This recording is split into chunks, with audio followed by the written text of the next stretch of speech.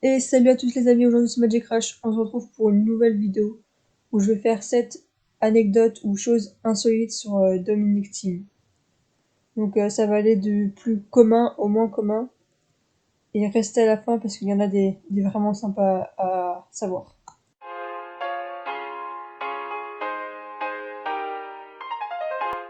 Donc c'est parti pour la première anecdote. Dominic Thiem était censé être un joueur terre battue et il a su montrer le contraire en d'ailleurs remportant ses plus gros titres sur la surface dure.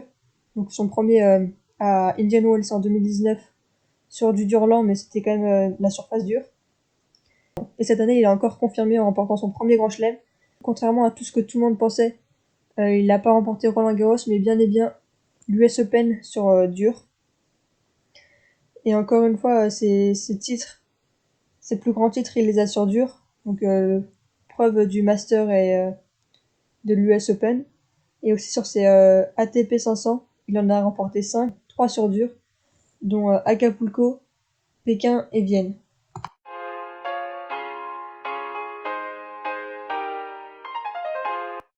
On va poursuivre du coup avec la deuxième anecdote qui concerne son head-to-head contre le Big Free.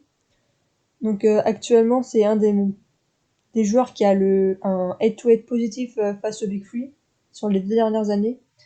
C'est-à-dire qu'il a gagné plus de matchs contre le Big Free qu'il en a perdu sur les 2 dernières saisons.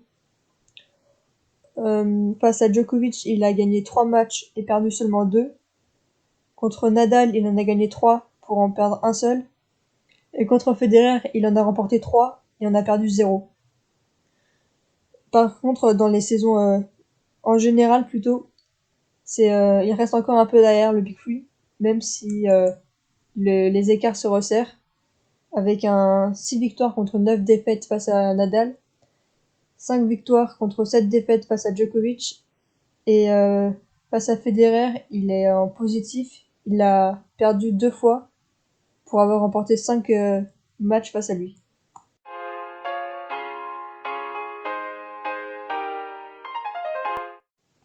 Maintenant, on passe à la troisième anecdote. Dominic Thiem est un grand protecteur de la nature. Sur le travail de For Ocean, c'est une association qui retire les plastiques de l'océan depuis 2017. Et il a directement aimé leur travail et depuis il porte l'un de leurs bracelets et il poste régulièrement avec le hashtag For Ocean sur ses réseaux sociaux. Et il a aussi dit qu'il aimerait un jour pouvoir assister à un nettoyage d'une plage pour justement aider à, à la protection de la nature et protéger l'environnement.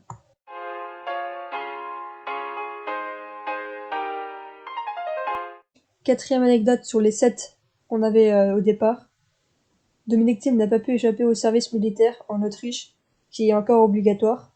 Sur les 6 mois qu'il devait faire, que les jeunes doivent faire de base, il en a affecté que 4 semaines. Et pour pouvoir s'entraîner et continuer à faire ses matchs, il devait s'entraîner la nuit. Mais ce qu'il faut savoir, c'est que sur les 4 semaines, il a loupé aucun match. Et peut-être que ça vient d'ici, ces entraînements un peu à l'extrême où il s'entraîne en suivant des troncs d'arbres, en marchant dans la forêt et tout ce qui va avec.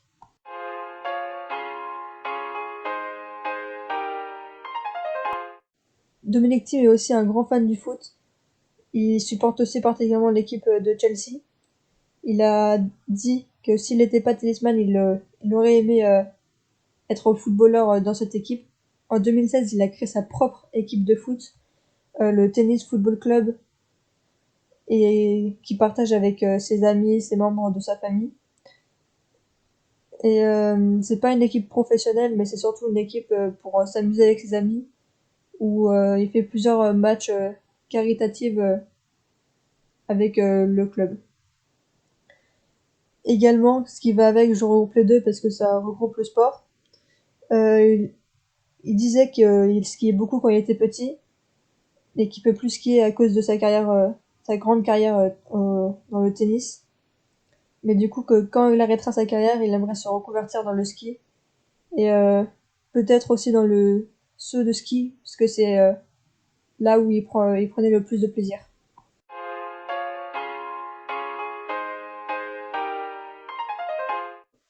Sixième et avant-dernière anecdote, beaucoup de personnes le savent aussi, mais Dominic Thiem il a commencé au tennis avec un revers à deux mains, mais son coach Gunter a insisté pour qu'il passe un revers à une main.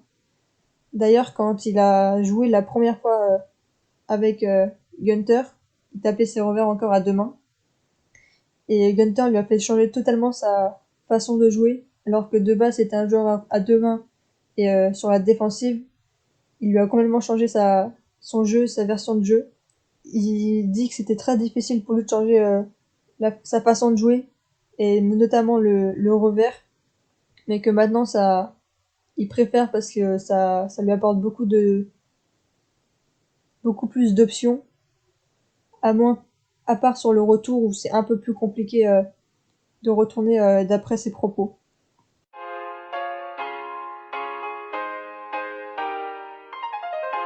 Et on se retrouve pour la septième et dernière anecdote, qui est que Tim, entre ses 16 ans et 20 ans, à chaque fois il revenait des tournées sud-américaines et asiatiques avec des diarrhées et des douleurs abdominales, qui même pendant ses matchs lui en venaient à cracher du sang sur le court. Et après qu'il soit allé à l'hôpital, ils ont découvert qu'il avait une bactérie Campylobacter, mais je sais pas trop comment ça se prononce, mais c'est ce qu'il y a écrit, du coup qui l'impliquait avec des maladies gastro-entérites. Mais depuis qu'il a été guéri, il crache plus de sang sur les cours, mais il garde encore ses problèmes jusqu'à aujourd'hui avec des intoxications alimentaires beaucoup plus fréquentes que certains, et ce qui le pousse encore aujourd'hui à devoir abandonner certains tournois à cause de ces problèmes. Du coup, c'est la fin de la vidéo. J'espère que ça vous a plu. Si vous avez des idées de joueurs où je pourrais faire d'autres anecdotes insolites comme Dominic Thiem actuellement, vous me les dites en commentaire. Si la vidéo vous a plu, je vous invite à mettre un pouce bleu, à la partager, à la commenter. Et si vous n'êtes pas encore abonné, à vous abonner à ma chaîne. C'était Magic Rush. Ciao!